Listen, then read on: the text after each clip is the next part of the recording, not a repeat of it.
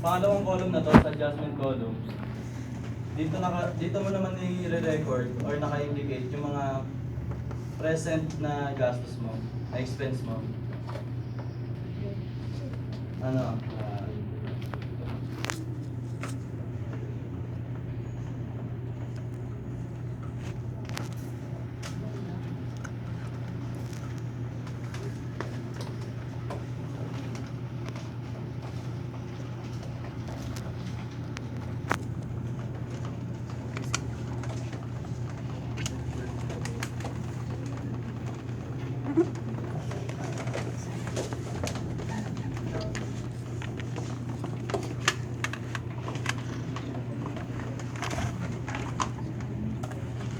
Dito mo sa adjustment balance column, dito na yung mga present na expenses na, dito mo ilalagay yung mga expenses mo, yung mga present.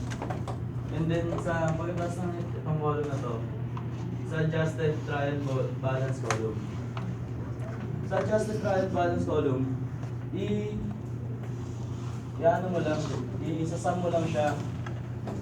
Or itong dalawa po, sir.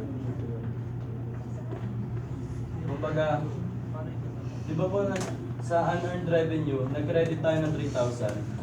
Tapos sa adjustment naman, nag-debit tayo ng 1,800. So, bali gagawin natin doon, hindi sila magkaparehas. Kasi credit tapos debit. Hindi mo minus po natin siya. Bali magiging 1,2 na lang to sa magiging 1,2 yung credit mo na lang sa adjustment. At ito magiging 3,800 sa ano, 3,280.